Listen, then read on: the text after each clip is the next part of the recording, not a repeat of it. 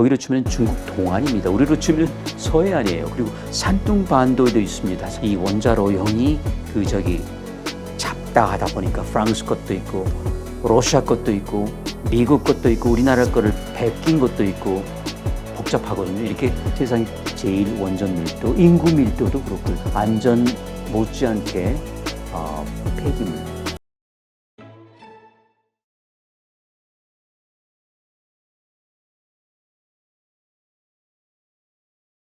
그럼 이번에는 이제 이 핵을 원자력을 평화적으로 사용하는 이게 이제 결국은 우리 원자력 발전소인데요. 그렇죠. 네네. 이게 불의의 사고가 네. 났을 때에는 이게 또 엄청난 재앙이 되지 않습니까? 그런 차원에서 지금 원전을 가장 많이 활발하게 건설하고 있는 곳이 이제 중국으로 알려져 있거든요. 그렇죠. 그리고 중국이 우리가 그 여름만 되면 제일 머리 아파하는 게 그 황사가 몰려와서 그냥 우리도 같이 눈 못 뜨고 이 오염 물질을 그 그렇죠. 탄소풍인가요? 뭐 이걸 타고 온다고. 그렇죠. 근데 그 이 서해 건너편 그쪽에 쭉 수십 기의 그 핵발전소가 지어지면서 혹시나 거기서 사고가 생겼을 때 어떻게 될까 이런 걱정하는데 일단 중국의 핵 발전소와 관련된 사항들 한번 좀 설명해 주시죠. 일단 우리가 기후제부터 먼저 올려야 되겠죠. 그런 일이 일어나지 않기를 그렇죠. 바라야 되는데 그거 가지고 막을 수는 없고요.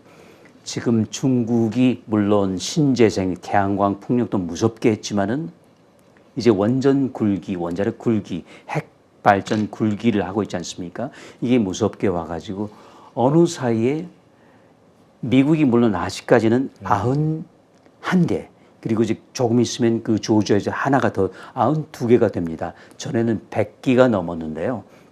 이제 나이가 들다 보니까 이제 그 연한이 다 해가지고 닫히는 원전이 생겨서 이제 91개가 있고 곧 이제 2개째가 되는데 두 번째가 프랑스였는데 프랑스를 얼마 전에 제쳤습니다. 프랑스가 56기. 많이 있네요. 프랑스요.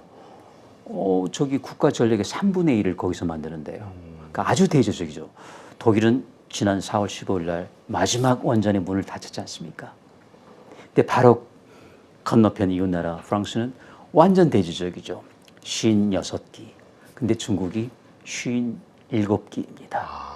그러니까 일단 기수만 보면은 지금 2등이죠. 근데 더 무서운 거는 40기를 지금 짓고 있다는 거예요. 그러면은 단순 계산을 할 때 5년이면은 미국을 쫓아가게 되는 거죠. 이제는 넘기게 되는 거죠. 네. 능가하게 되는 겁니다. 그게 중국 예상으로는 앞으로 7년 내지 8년이라고 합니다. 그럼 금방 100기 되잖아요.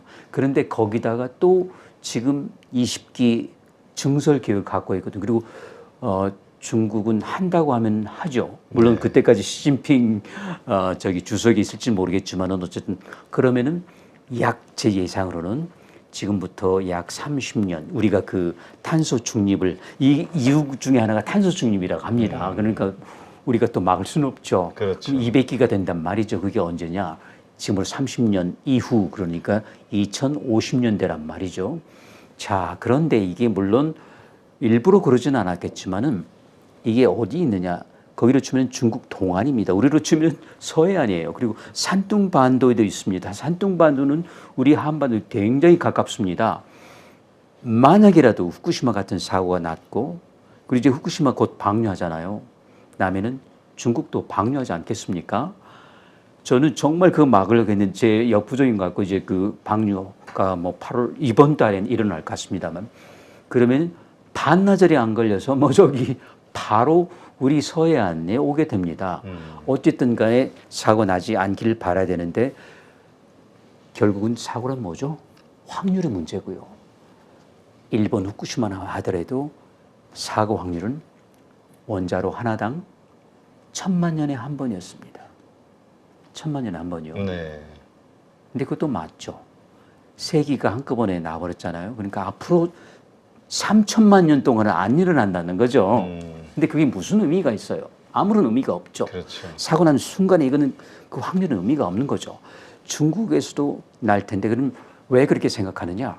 원자로 많은 핵발전소가 많은 나라일수록 나잖아요. 그렇죠. 미국 났죠. 러시아 났죠. 구소련이죠. 프랑스도 근접했던 사고가 많았습니다. 웬만한. 이제 중국. 근데 문제는 중국은 미국이나 프랑스나 러시아에 비해서도 기술이 한참 뒤처져요.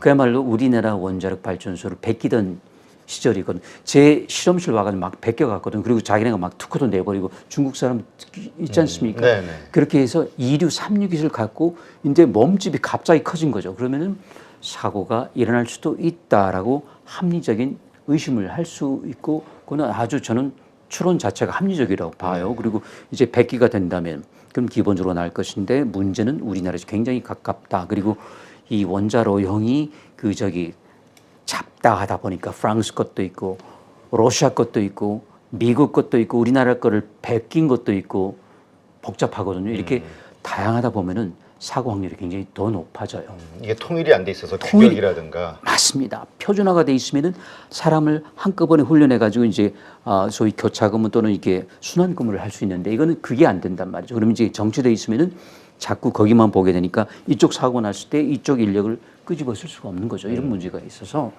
나게 된다면은 이제 나지 않아야 되겠지만은 상당히 위험한 수준으로 갈 수도 있고 우리가 그 뭐 해류 때문에 뭐 5년 있다가 온다. 뭐 5개월 만에 올 수도 있지만 5개월 만에 올 수도 있는 가능성이 있는데 그 말했다가 저는 또 이제 고소 고발 당연했지만은 가능성이 있습니다. 계산 결과도 있고 어쨌든 간에 이걸 따질 필요 없이 바로 오죠. 반나절 한나절이면요. 그리고 거기 고기가 있지 않습니까? 어리들은 해류보다 훨씬 더 헤엄 빨리 치거든요. 네. 그래서 굉장히 심각한 문제가 될 수도 있는데 그래서 늘 이제 한국, 중국, 일본 이 세 나라는 어떤 그 공동 안전 관리 체제를 가동해야 된다 해서 사실 생겼었습니다. 후쿠시마 이후에요.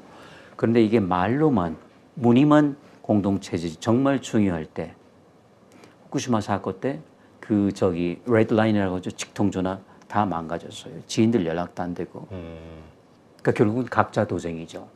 중국에서 나지 않아야 되겠지만 중국 원전에서 핵발전소 나게 되면 그 핵사고는 정말로 재앙일 수도 있는데 그리고 또 양이 많지 않습니까? 하나가 아니고 여러 개가 날 수도 있다. 왜냐하면 다양하기 때문에. 그래서 이제 우리가 생각할 수 없는 것까지 생각하고 상상 없는 것까지 상상해서 미리 대비해야 될 때가 됐는데 아직 우리는 그 정도까지는 아닌 것 같고 이제 후쿠시마 때문에 저기 몰입돼 있긴 하지만은 눈을 이제는 저기로 돌려야 됩니다. 중국 쪽으로요. 근데 그게 이게 참 관여하자면 이게 내정 간섭이 될 것 같기도 하고 어떻게 이 공동으로 그 핵에 대해서 원자력 발전소에 대해서 안전을 서로 이렇게 크로스 체크할 수 있는 방법이 있을까요? 없습니다. 그리고 아주 좋은 말씀 대표님께서 지적하셨는데요. 이게 각 나라별로 국가 1급 보안 시설, 우리나라도 그렇고 일본도 그렇고 중국 당연히 그럴 것이고 더욱이 아직 그 완전히 민주화되지는 않았지 않습니까? 자본주의는 됐겠지만 그렇기 때문에 아주 폐쇄적입니다. 그래서 이게 원천적으로 쉽지 않습니다. 이게 예를 들어 우리보다 훨씬 더 열려있는 유럽만 하더라도요. 원전에 관해서는 폐쇄적일 수밖에 없습니다. 정보 공유가 쉽지 않아요. 그런데 그래서 아까 말씀드린 한국, 중국, 일본 3국 원전 안전 보장 또는 보안 협력체가 있긴 있지만은 직통선부터 해가지고 실질적인 게 교류가 없습니다. 그리고 특히 사고 시대에 작동을 해야 되는데 이게 그 불통될 가능성이 훨씬 더 높은 것 같습니다. 그래서 이제 거기는 근본적인 그럼에도 불구하고 놓치지 않아야 될 거는 자 그러면 한중일은 동북아에서 지리적으로도 그렇지만 정치적으로도 꼭 이게 엮여 있지 않습니까? 소위 삼국지처럼 돼 있죠. 그리고 이제 굳이 밀도를 따진다면은 세상에서 제일 높아요. 그러니까 주어진 그 면적당 핵 발전소가 몇 개가 있느냐. 단연 높거든요. 우리나라도 높고요. 일본도 높습니다. 한때 50기 정도 있다가 지금 33기, 지금 이제 12기쯤 돌아가고 있는데 앞으로 한 30기가 곧 넘거든요. 그리고 또 짓겠다고 하지 않습니까? 그러면 보세요. 거기에 한 적어도 30기 넘습니다. 우리가 25개예요. 조금 있어 30기가 됩니다. 이렇게 되죠. 60기죠. 그쪽 200기가 된다. 260기 이제 크게 잡으면 300기란 말이죠. 이거는 세상에 제일 원전 밀도, 인구 밀도도 그렇고요. 도쿄, 베이징, 서울 다 그 사정권에 있지 않습니까? 그래서 최소한 이 세 나라는 정말로 국가 1급 보안 시설이 지금 서로를 위해서 그러니까 사실은 가장 유리한 고지에 있는 나라가 중국입니다. 왜냐하면 그 다음에 우리가 중간에 있고 일본 가장 불리한 입장에 있죠. 편서풍을 네. 따진다면 그리고 이제 사막이 있기 때문에 그래서 문제가 있고 또 한 가지는 이제 말씀 주실지도 모르겠지만 안전 못지않게 폐기물 부분이 있어요. 고준위 방사능 폐기물 해결로 폐연료봉 어떻게 어디다 둘 거냐. 일본은 재처리한다고 하지만 우리나라, 중국 아직 방법이 없습니다. 지금 쌓이고 있죠. 지금 그건 또 다른 문제. 재처리 못하는 거는 그 재처리를 하게 되면 그거 가지고도 핵무기를 만들 수 있기 때문인 네. 건가요? 플루토늄을 뽑아내는데 미국이 볼 때는 눈에 가시죠. 근데 일본은 참 40년, 30년 전부터 나카소네 총리 시절부터 그 당시 레이건 대통령 목장에 가서 그 있지 않습니까? 보통 공식적인 정상회담은 백악관이죠. 좀 더 친해지면 캠프 데이비드 이번에 그렇죠. 네.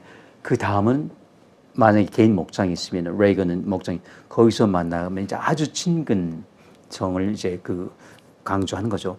거기서부터 해가지고 로카슈무라 또는 저기 도카이무라 이런 데서 이제 재처리를 하고 내년에 이제 가동이 들어갑니다. 1년에 8톤씩 8톤이면은 핵무기 2,000개도 만들거든요. 어쨌든 간에 그런 걸 하게 돼 있는데 우리나라는 못 하죠. 파이로 프로세싱이라는 걸 하려다가 지금 이제 멈춰 있고 중국은 또 재처리하죠. 플루토늄이 있으니까.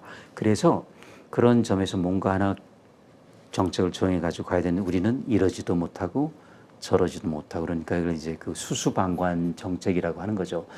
그리고 이제 그냥 영구 처분하려고 했다가 또 그것도 만만치 않습니다. 그래서 경주에 하려고 했다가 그냥 방패장 맞습니다. 그걸 이제 원래는 그런 고준위 폐기물 폐기물을 하려고 했는데 주민 반대 부딪혀가지고 안 되겠다. 그냥 모자, 장갑, 장화, 또 병원에서 나온 것들만 묻어놓은 그러니까 그런 걸 거기 두기에는 너무 호화스러운 설비인데 그렇게 됐는데 이제 해결료 봉을 갖다 둘 정수가 없으니까 지금 이제 발전소 부재 수는데 이제 거의 포화 상태에 이르고 있기 때문에 우리도 문제죠. 그러니까 안전 못지않게 폐기물 이제 꼴이라고 할 수 있죠. 호행 핵주기가 이제 점점 우리를 압박하기 시작하고 최악의 경우에 이게 해결되지 않으면 고속도로에 정체 현상이라는 것 좀 출구가 막혀 있거든요. 네. 그러면은 들어가다가 전부 이제 주차장 수준이 되죠. 그 직전에 와 있어요.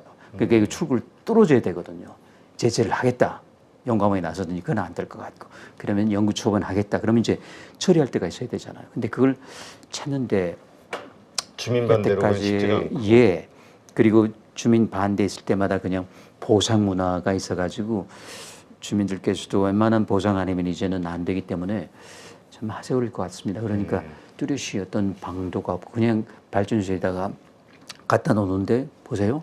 김정은이가 그 지도상에 핵발전소가 다 있지 않습니까? 네. 거기는 핵폭탄 쏘지 않고 재래식폭탄 떨어뜨리면 그냥 방사물질 몽땅 나오거든요. 그러니까 우리는 지구상에서 유일하게 공산주의 국가가 쏠 수 있는 미사일에 취약한 나라죠. 그래서 빨리. 그러니까 우리는 지금 그 원자력 발전소 지하에 그 모든 그 핵 폐기물들이 지금 다 쌓여 있기 때문에. 지하도 아니고 그거는 그냥 이제 노출돼 있어요. 사실은. 그래요? 지상에? 네. 왜냐면 지하에 그 수조에 있는데 그게 또 꽉 차니까 이제 밖으로 물론 콘크리트로 쌓아놓긴 했지만은 폭탄 떨어지면 콘크리트 깨지죠. 그렇지 않습니까? 그러면 이제 거기에 있는 것들이 나올 수 있단 말이에요. 물론 이제 그런 일이 일어나지 않아야 그렇죠. 되겠지만 그래서 저는 안전 못지않게 해결료 처리 문제 그러니까 이제 사용 해결료 처리 문제, 처분, 영구 처분 이게 굉장히 발등에 떨어진 불이라고 보는데 이건 10년도 아니고 20년도 아니고 40년 지금부터요. 걸리거든요. 근데 그거는 미국의 입장이 선회되면은 가능한 건가요? 아니면 국제적으로 많은 어떤 제약이 있는 건가요? 근데 첫 번째는 미국이 이걸 선회해 줄 이유가 없는 거예요. 우리나라는 또 사실은 박정희 대통령도 그렇고 몇 번 그 위험 국가, 핵미사일을 만들려고 했던 핵무자 그리고 저 같은 위험 분자도 있고 핵무기를 만들 수 있는 사람들이 있는 한에서는 그리고 저는 이마에 A라고 하는 그 아톰 주원 글씨가 써 있거든요. 이런 그 과학자가 있는 나라에는 절대로 플루토늄 재처리 허용하지 않습니다. 농축도 허용하지 않고요. 그때는 미국 입장이 변할 것 같지는 않은데 그리고 국제 저기 비확산 조약에도 저촉되고요. 그러니까 우리는 하루 빨리 눈 딱 감고 거기 플루토늄에 대한 매력은 있죠. 거기 플루토늄이 약 1% 들어있거든요. 그러니까 100kg 중 1kg 뽑았을 수 있는 눈 딱 감고 버려야 되는데 그러자니 또 국민 수용성 문제에 부딪히고 앞으로 40년 그러니까 우리는 사실은 40-50년 동안은 도대체 어떻게 될지 이런 상태에서 핵발전소 짓게 되면 정말 아까 말씀드린 정체가 일어나거든요. 그러면 돌아가는 원자력 발전소도 서야 됩니다. 제가 원자력 발전소, 핵발전소 왔다 갔다 하는데 정확한 표현은 핵발전소가 맞습니다. 처음에 이거는 원자로라 어토믹 파일이라고 불렀어요. 그래서 이제 원자력 발전소. 근데 이제 조금 순화되게 들리지만 핵발전소가 맞죠. 뉴클리어 파워 플랜트니까 그럼 물론 이제 탈핵하시는 분들이 저기 주장을 하시는 발언하는데 영어상으로 볼 때는 핵발전소가 맞습니다. 네, 그렇군요. 그러한 문제. 그러니까 이게 지금 보니까 중국에서의 그러니까 왜냐하면 요즘 많이 걱정하는 게 이 기후 변화 때문에 네네. 수면이 높아지고 네. 뭐 기후가 바뀌면서 막 갑자기 막 그 홍수가 나고 네. 뭐 저 가뭄이 오고 이런 것들 때문에 핵발전소들이 사실 이 해변가에 많이 있잖아요. 맞습니다. 바닷물 활용하고 네. 하는 것 때문에 그러다 보니까 이게 제2의 쓰나미 뭐 이러저러한 현상들을 걱정하시는 분들이 있더라고요. 네. 기울 수는 있지만요. 지금 보실까요? 이제는 정말 근데 그 이제 해빙이 문제지 않습니까? 해빙, 수면이 높아지는. 그렇죠. 그런데 조금 재밌는 사실은 북극에 있는 해빙은 괜찮아요. 왜냐면 원래 바닷물이었기 때문에 원상복귀 되는 건데 남극하고 그린랜드에 있는 것은 담수가 얼어 있는 거거든요. 이게 녹게 되면은 그리고 지금 녹고 있단 말이죠. 아주 최소한은 15cm, 크게는 60cm, 그리고 진짜 최악의 경우는 6m까지. 그러니까 지금보다 온도가 지금 벌써 산업혁명 이전보다 1.5도 이르렀다고 합니다. 근데 이제 세기 말 되면은 2도가 되거든요. 그렇게 하면 최대 60m가 올라가요. 여의도 63 빌딩의 허리까지 차거든요. 네. 그러면 우리나라, 중국 그 전에 해일이 아니고요. 잠긴다니까요. 물론 잠기니까 그때부터 이제 수장을 하면 되겠지만은요. 그렇기 때문에 우리가 심각하게 고려를 해야 됩니다. 물론 저기 지구 온난화를 막기 위해서 핵발전소를 짓는 것도 맞겠죠. 그렇지만은 놓치지 말아야 될. 그럼에도 불구하고 온도 상승을 막을 수는 없다. 왜냐하면 어떤 그 티핑 포인트라고 하는 선을 넘어버린 것 같습니다. 그러니까 지금 그 UN 사무총장도 얘기했잖아요. 지금은 지구 온난화가 아니고 지구 비등화 시대가 됐다. 글로벌 워밍이 아니고 글로벌 보일링이다. 이건 벌써 늦었단 말이죠. 그래서 해일 이전에 이게 그 수면이 상승하는. 그리고 투발루 같은 나라는 지금도 이제 면적이 줄어들잖아요. 한 10년이면 나라가 사라질 겁니다. 그 저기 해수면이 올라오기 때문에. 그러니까 아까 말씀드린 것처럼 남극하고 그린랜드에는 얼음이 녹기 시작하니까요. 그러면은 우리도 이제 올라가기 시작하죠. 근데 말씀 주신 것처럼 아직까지는 10m 정도 방벽이 있단 말이죠. 근데 그 방벽으로 언제까지 막겠습니까? 그러니까 몇십 센티미터 정도는 막을 수 있겠지만 이게 10m 넘기 시작한다. 못 막아요. 네. 그때 가서 더 높이 아니죠. 이제 무너지게 되죠. 그래서 우리도 정말 심각하게 그 생각을 해야 되고 이 핵발전소를 정말 증설하는 게 맞는 것인지 해야 되는데 뭐 일단 현 정부는 물론 저는 이제 뭐 직업을 생각한다면은 핵과학자들 뭐 하지만 그 문제가 아니고 우리 인류 우리 결의 미래를 생각한다면은 아주 최선의 방법은 아닙니다. 그렇군요. 예, 하여튼 가지고 있는 문제들 때문에 특히 이 동부연안 그 중국 그 뭐죠 동부연안에 있기 때문에 그렇죠. 바로 바람 불면 우리한테로 예. 반나절이요? 반나절이죠. 특히 산둥반도에 있는 거는 조금 과장하면 거의 보일 정도 물론 과장입니다만은 우리 인천 항에서 백령도쯤 가면 거의 보일 겁니다. 그러니까 가깝다는 것이죠. 그래서 이제는 황사가 아니고 방사성 물질까지 걱정해야 되는 시점이 될 수도 있다는 말이죠. 물론 사고 나지 않아야 되겠지만 그건 우리 의지로 되는 게 아니기 때문에 확률의 문제이기 때문에 거기에 대한 개연성을 항상 열어놓고 있어야 될 것입니다. 네. 하여튼 상당히 많이 고민을 해야 될 지점 같네요. 그렇죠. 네, 중국하고 이거 뭐 우리만 고민해서 될 게 아니라 아닙니다. 이거는 정말 그 명백하고 실존하는 위협이라고 봐요. 북핵보다도요. 이거는 이제 안 쓰면 되거든요. 그리고 길쭉은 거기에 지하 수맥을 통한 거는 이제 걱정해야 되겠지만 국한되지만 이거는 그야말로 이제 하늘로 그리고 바다로 실려올 수 있지 않습니까? 네. 그러니까 제가 볼 때는 훨씬 더 후쿠시마보다 더 위협적일 수도 있다는 거죠.